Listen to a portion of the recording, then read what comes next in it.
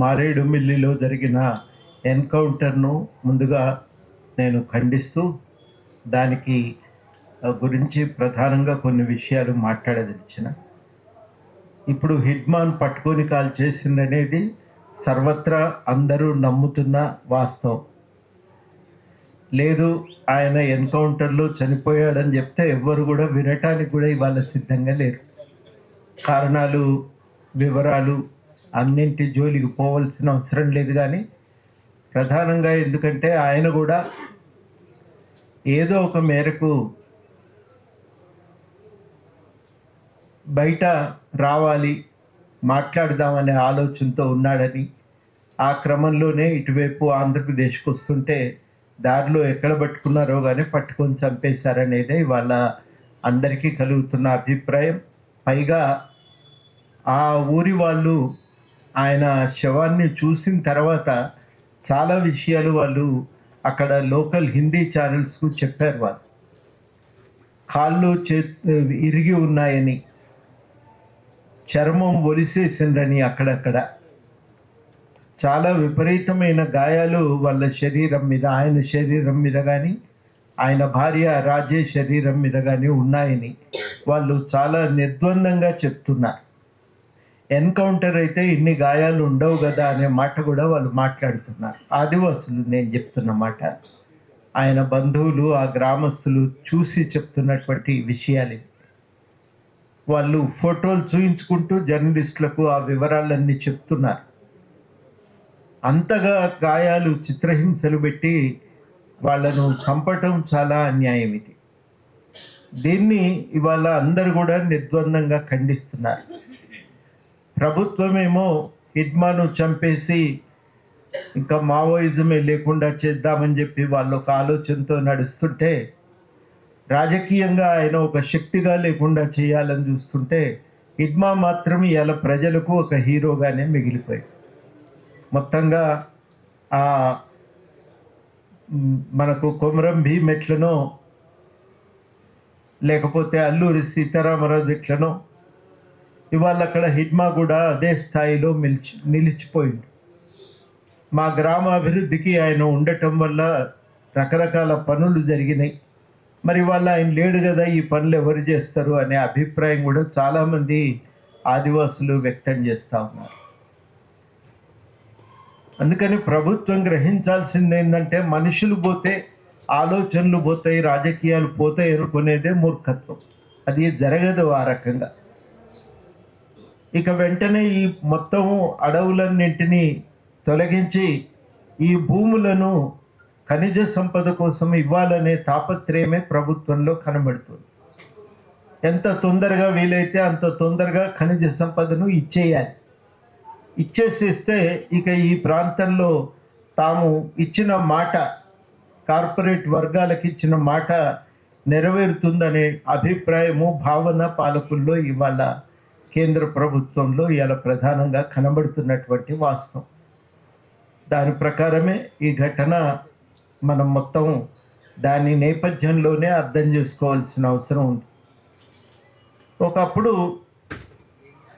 ఆదివాసీ ప్రాంతాలకు మనం schedule 5, schedule 6 కల్పించిన ఏం చేయలేకపోతున్నామనే అభిప్రాయం ఏర్పడింది. అదంతా కూడా ఇందిరాగాంధీ ప్రధానమంత్రి కావటానికి ముందే, నెహ్రూ ప్రధానమంత్రిగా ఉన్న రోజుల్లోనే ఒక పంచశీల పథకాన్ని వాళ్ళు ప్రకటించి ఆదివాసీ ప్రాంతాల వికాసానికి ప్రత్యేకంగా చర్యలు తీసుకోవాలని ప్రయత్నం చేశారు. ఈ చర్యలు అమల్లోకి రాలేదు. కాకపోతే ఒక మార్పు ఏం జరిగిందంటే, ఇంకా కొంత ప్రభుత్వం ప్రత్యేకంగా దృష్టి పెట్టి షెడ్యూల్ 5 ప్రాంతాల్లో ఐటీడీఏలను సృష్టించింది. ఈ ఐటీడీఏల ద్వారా విద్యా, సామాజిక, ఆర్థిక వికాసాలకు పూనుకోవాలనేది ప్రభుత్వ ప్రణాళిక. అప్పుడు చిత్తశుద్ధితో కూడుకున్న ఆఫీసర్లను ఆ ప్రాంతంలో పోస్టు చేశారు. శంకరన్ లాంటి వాళ్ళు, ఈఏఎస్ శర్మ లాంటి వాళ్ళను ఆ ప్రాంతాల్లో పోస్టింగ్ చేస్తే, ఆ ప్రాంతాల్లో వాళ్ళు వెళ్ళగానే ప్రత్యేకంగా చేసిన ప్రయత్నం స్కూళ్ళను ప్రారంభించి, ప్రాథమిక విద్యాలయాలను ప్రారంభించి, ఆ మెల్లమెల్లగా ఆశ్రమ స్కూళ్ళను విస్తరించి పిల్లలకు చదువు చెప్పటం ప్రారంభించారు.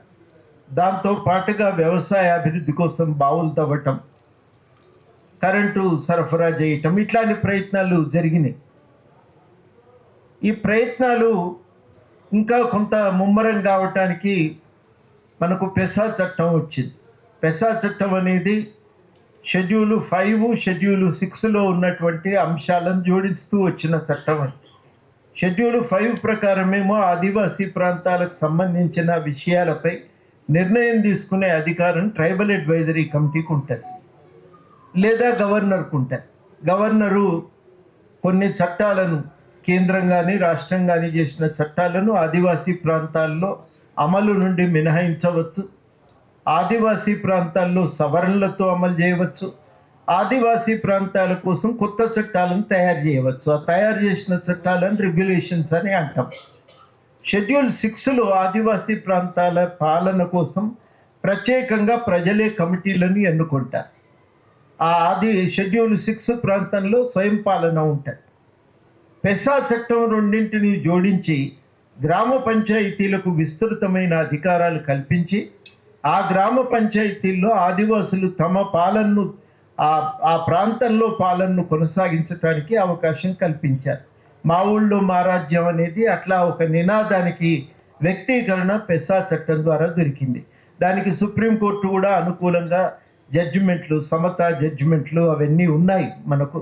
నేను ఆ వివరాల జోలికి పోను. కానీ కన్నబిరెన్ గారే హైకోర్టులో కేసు వేసి కొట్లాడినప్పుడు పెసా చట్టం ఉండగా ఆదివాసీ ప్రాంతాల్లో మామూలు గ్రామ పంచాయతీల చట్టాన్ని వర్తింపజేయటం కుదరదు అని హైకోర్టు తీర్పు ఇచ్చింది. ఆ తీర్పు ప్రకారమే మనకు ఇక్కడ ప్రత్యేకమైన వ్యవస్థ ఏర్పాటు కావాల్సి ఉండే. పెసా చట్టం అమలు కోసమే, స్వయం పాలన అధికారాల కోసమే ప్రజలు ఒక ఆందోళనను ఉధృతం చేస్తున్న సమయం అది. ఇదంతా 2000 సంవత్సరం నాటికి వచ్చిన పరిణామం. ఎప్పుడైతే సరళీకరణ ఉధృతమైందో అప్పుడు ప్రభుత్వాలు వీటిని ఆటంకంగా చూడటం ప్రారంభించినాయి. సరళీకరణ వచ్చిన తర్వాత స్వయం పాలన వెనక్కి పోవాలి, ఐటీడీఏలు వెనక్కి పోవాలి. ఎంతసేపటికి ప్రభుత్వానికి ఆ ప్రాంతాల వనరుల మీద అధికారం దక్కాలి అనేది ఒక ప్రధానాంశంగా వచ్చిన విషయం మనందరికీ తెలిసిందే. దాదాపుగా ఛత్తీస్గఢ్లో జరిగిన ఘర్షణలకు ఇది నేపథ్యంగా ఉంది. ఈ నేపథ్యం నుంచి మనం జరుగుతున్న పరిణామాలను చూస్తే వాస్తవానికి ఇలా ప్రజలు అక్కడ కూడా ఆదివాసీ ప్రాంతాల్లో ప్రధానంగా డిమాండ్ చేస్తున్నది వాళ్ళు స్వయం పాలన. ఆ స్వయం పాలన మాకు కావాలి, మా ఊళ్ళో మా రాజ్యం, మావే నాటే మావే రాజ్యం అని చెప్పి ఇక్కడ మన దగ్గర ఆదిలాబాద్లో గోండులు చెప్తుంటారు. అట్లాంటి ఒక స్వయం పాలన మాకు కావాలనే ఆందోళన అక్కడ కొనసాగుతున్నది. ప్రభుత్వానికి ఏమో ఈ ఖనిజ సంపదను కార్పొరేట్ రంగానికి అప్పజెప్పాలనేదే ఈ సరళీకరణకున్న ప్రధానమైన లక్ష్యం. ఈ రెండింటి మధ్యన చెలరేగినటువంటి ఘర్షణ ఫలితం మనం చూస్తున్నాం. మనం ఒక రాజకీయ పరిష్కారం అంటే అర్థము స్వయం పాలనాధికారాన్ని విస్తరించడం అనేదే మనం ప్రధానంగా కోరుకుంటున్నాం. ఆ పాలనాధికారాలను సాధించుకోవటం చాలా చాలా అవసరం. ఈ మొత్తంలో మనం ఏం వ్యూహం అనుసరిస్తాం అవన్నీ కూడా నేను చెప్పటానికి ఇవాళ ఇక్కడికి రాలేదు. ఒకటి మాత్రం వాస్తవం ఏంటంటే మారుతున్నటువంటి టెక్నాలజీ నేపథ్యంలో జాగ్రత్తగా చాలా విషయాలు ఆలోచించుకోవాల్సిన అవసరం అయితే ఉంది. ఈ స్వయం పాలనాధికారాన్ని విస్తరించుకోవటానికి ప్రత్యేకమైన ప్రయత్నము, దానికి సంబంధించిన విశేషమైనటువంటి ప్రచారము, ఇవి రెండింటి మీద ఎక్కువగా దృష్టి పెట్టవలసిన అవసరం ఉంది. రకరకాల పద్ధతుల్లో స్వయం పాలనాధికారానికి ప్రభుత్వం తూట్లు పొడుస్తూ ఉంటుంది. ఉదాహరణకి ఒక గ్రామ పంచాయతీని ఒక మండలంలో కలిపి ఉంచవచ్చు, తీసి పక్క మండలంలో వేయవచ్చు.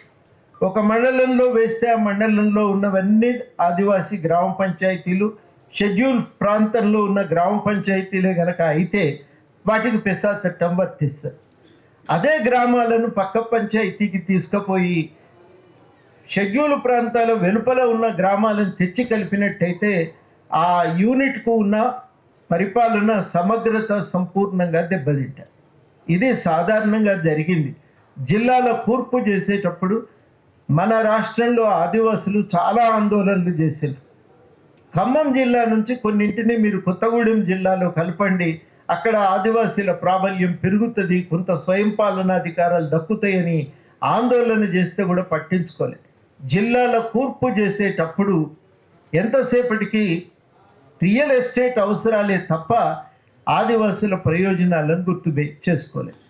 ఇట్లాంటి నిర్లక్ష్యాల వల్ల తలెత్తినటువంటి వైరుధ్యాలు ఇవాళ మనకు చాలా తీవ్రంగా, చాలా బలంగా కనబడతా ఉన్నాయి.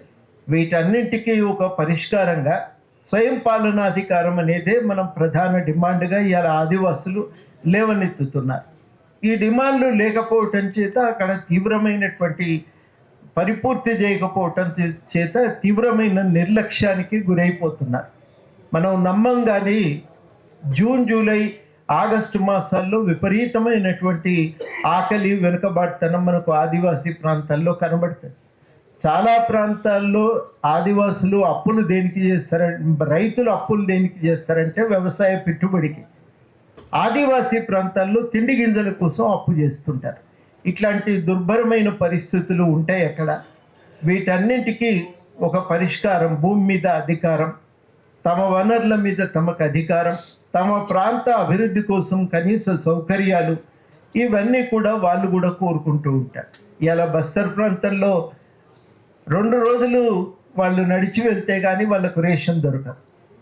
2 రోజులు నడుచుకుంటూ వెళ్ళిన తర్వాత అక్కడ రేషన్ షాప్ లేకపోతే మళ్ళీ 2 రోజులు వెనుకకు రావాలి, మళ్ళీ 2 రోజులు అక్కడి దాకా నడుచుకుంటూ పోవాలి.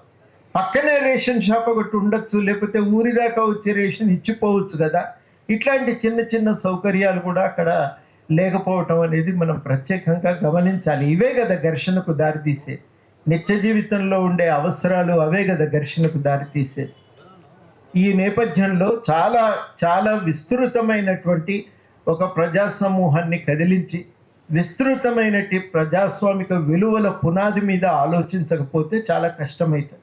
చాలా, ఎందుకంటే ప్రభుత్వానికి, కేంద్ర ప్రభుత్వం నేను ప్రధానంగా చెప్తున్నది, ఎంతసేపటికి ఏమున్నదంటే ఇవాళకి ఇక్కడ ఈ వనరుల మీద నాకు అధికారం దొరికితే అది కార్పొరేట్ కంపెనీలకు ఇచ్చేయాలనేది ఒకటే మనకు కనబడతా ఉంటుంది. ఈ ధోరణిని వ్యతిరేకించడానికి ఎంతమందిని వీలైతే అంతమందిని కలవగలిగితే, ఎంత విస్తృతంగా, ఎంత ప్రజాస్వామికంగా ఆలోచించగలిగితే అంత ఉపయోగకరం. అది వాళ్ళకి అవసరం. ఆ విస్తృత జనబాహుల్యం కలవటం అనేది అంత మామూలు విషయమేం కాదు. మనల్ని ఆలోచించకుండా కట్టడి చేసేది రకరకాలైనటువంటి రూపాల్లో ప్రభుత్వం చేస్తూనే ఉంటుంది. మునుపటి కాలం కూడా కాదు, అదేదో రావాలి బయట నుంచి తుపాకులు పట్టుకొని వచ్చి కొడితేనే అయిపోతుంది అనుకుంటున్నాం. ఏం కాదు, మన ఇంట్లో ఉన్న టీవీనే మన మీద ఒక పెద్ద అస్త్రంగా, ఒక శస్త్రంగా మన మీద నిరంతరం మన ఆలోచనల మీద ఒక ఆధిపత్యాన్ని చెలాయిస్తూ ఉంటాయి. ఇవన్నీ జరుగుతున్నటువంటి నేపథ్యం మన ఆలోచనలని ఇంకా కాస్త పదును పెట్టి ఇవాళ ప్రపంచ స్థాయిలో సాగుతున్నటువంటి రకరకాల ప్రజాస్వామిక ఉద్యమాలను అధ్యయనం చేయటం, నేర్చుకోవటం, వాటి నుంచి వాటి ఆధారంగా ఒక విస్తృతమైనటువంటి ప్రజాందోళనలకు మనం పూనుకోవటం ఇవాళటి అవసరం. ఇవేమీ పెద్ద, నేను చెప్పేది ఏదో పెద్ద కొత్త సమాజ నిర్మాణం కూడా కాదు. మనుషుల యొక్క జీవించే హక్కు పరిరక్షణ కోసం, మనుషుల యొక్క వాళ్ళ ప్రత్యేక అస్తిత్వాన్ని రక్షించుకోవటం కోసం, ఆత్మగౌరవంతో బతకటం కోసం ఇవన్నీ కూడా చాలా చాలా అవసరం. ఆ అవసరాలను మనం గుర్తించి వాటిని పరిపూర్తి చేయటానికి పూనుకుంటే అది చాలా ఉపయోగకరంగా ఉంటుంది. ఆ ప్రయత్నాలు ఇవాళ మనం వాటి మీద దృష్టి పెట్టాలి. ఇవాళ హిడ్మాకు సంబంధించిన ఎన్కౌంటర్ విషయంలో ఒక విచారణ జరగాలి. చాలా స్పష్టంగా మానవ హక్కుల కమిషన్ గైడ్ లైన్స్ను జారీ చేసింది. గైడ్ లైన్స్లో సుప్రీంకోర్టు కూడా స్పష్టమైన జడ్జిమెంట్ ఇచ్చింది. మన దగ్గర ఆంధ్రప్రదేశ్ పౌర హక్కుల సంఘం ఆ రోజుల్లో జాతీయ మానవ హక్కుల కమిషన్ కొత్తగా ఏర్పడ్డది. మానవ హక్కుల కమిషన్ ఏర్పడటానికి కూడా కారణం ఏంటంటే అప్పుడు విచ్చలవిడిగా ఈ లాకప్ హత్యలు జరుగుతున్నాయి. ఆ లాకప్ హత్యల మీద చాలా విచారణ జరుగుతూ ఉండగా వాటిపై స్పందించి ఆమ్నెస్టీ ఇంటర్నేషనల్ ఒక విపులమైన నివేదికను తీసుకొచ్చింది. ఆ నివేదిక ఆఖరిలో ఏం చెప్తుందంటే గవర్నమెంట్ చట్టపరంగా చర్యలు తీసుకుంటే వీటిని ఆపొచ్చు అని రాస్తున్నారు. దానిపైన అంతర్జాతీయ స్థాయిలో తీవ్రమైన ఆందోళన చెలరేగింది. ఈ ఆందోళనలకు ప్రతిస్పందిస్తూ భారత ప్రభుత్వం జాతీయ మానవ హక్కుల కమిషన్ను నియమించింది. వెస్లీ గారు వచ్చారు, వారిని కూడా వేదిక మీదకి ఆహ్వానిస్తూ వారిని అప్పుడు ఈ జాతీయ మానవ హక్కుల కమిషన్ ఏర్పడ్డది. మరి ఈ మానవ హక్కుల కమిషను పనికి వస్తుందా రాదా, కోర్టులు లేవా, ఈ చర్చ చాలా జరిగింది మా మధ్యన ఆ రోజుల్లో. సరే ఏదైతే అయింది, ఒక వేదిక కదా మనం ఉపయోగించుకోవాలి ఈ వేదికనని చెప్పి ఆ వేదికకు ఎన్కౌంటర్ హత్యలకు సంబంధించి ఒక కేసులు నివేదించటం, అదేవిధంగా హైకోర్టులో కూడా ఈ ఎన్కౌంటర్ హత్య మీద ప్రత్యేకించి నాకు గుర్తుంది, నేపాల్ రెడ్డి ఎన్కౌంటర్ మీద వారి తండ్రి గారు హైకోర్టులో కేసు వేసిండ్రు, అది మొదటి కేసు. ఆ తర్వాత చాలా కేసులు మధుసూదన్ రాజు ఎన్కౌంటర్ మీద కేసు ఒకటి. ఈ ఎన్కౌంటర్ల మీద ఈ విచారణ జరిగినాక సుప్రీంకోర్టు ఒక మాట ఏమన్నదంటే, చంపే అధికారం ఎవరికీ లేదు. కన్నబిరన్ ఊక చెప్పేది మాకు, చంపే అధికారం ఎవరికి లేదురా, ఒక్క చట్టంలో చూపించండి నాకు అని. అంటే మరి పోలీస్ ఫైరింగ్ జరుగుతుంటుంది కదా సార్, ఆత్మరక్షణార్థం అని.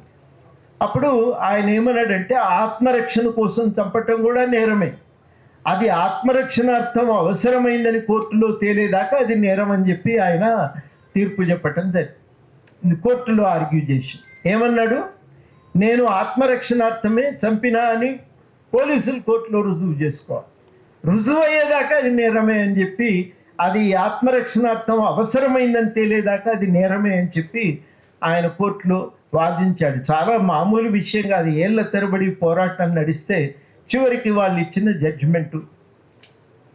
ఈ జడ్జిమెంటు మానవ హక్కుల కమిషన్ చేసిన ఎంక్వైరీల విచారణ ఆధారంగా మానవ హక్కుల కమిషన్ చాలా గైడ్ లైన్స్ జారీ చేసింది. వాళ్ళు ఇచ్చిన అందులో ఒకటి స్పష్టమైన పత్రము ఈ ఎన్కౌంటర్లకు సంబంధించింది. కనుక ఎన్కౌంటర్లు జరగగానే పోలీసులు కాకుండా ఒక థర్డ్ పార్టీ ఎంక్వైరీ జరగాలి, ఇది మొదటిది. రెండోది ఏంటంటే, ఈ ఎన్కౌంటర్ల పైన కేసు నమోదు చేయాలి. మామూలుగా ఎన్కౌంటర్లు జరగగానే ప్రతిసారి ఎఫ్ఐఆర్ నమోదవుతుంది. ఏమని రాసి ఉంటుందంటే, గుర్తు తెలియని నక్సలైట్లు కాల్చారు, మేము ప్రతికాల్పులు జరిపినా చనిపోయారు అనేది దాంట్లో ఉంటుంది. దీంతో క్లోజ్ చేస్తారు. ఇక ఆయన చనిపోయింది కదా, చంపిన ఆయన, కాల్పులు జరిపిన ఆయన చనిపోయింది కదా, ఆయన లేడు కదా, కాబట్టి ఇక కేసు ఉండదు, క్లోజ్ అయిపోతుంటుంది. అట్లా కాదు, ఆత్మరక్షణార్థం పోలీసులు కాల్పులు జరిపిన వాళ్ళ మీద కేసు నమోదు కావాలి. ఇది మానవ హక్కుల కమిషన్ ఇచ్చినటువంటి ఆదేశం. మరి దాని ప్రకారం కేసులు కూడా నమోదు కావాల్సిన అవసరం ఉంది. ఇది కూడా మనం చాలా సీరియస్గా దృష్టిలో పెట్టుకొని ఎంక్వైరీ విచారణ చేయవలసిన అంశము. దీని గురించి కూడా మనం కొంత ఆలోచించి ఈ డిమాండ్ను స్పష్టంగా ముందు పెట్టవలసిన అవసరం ఉంది.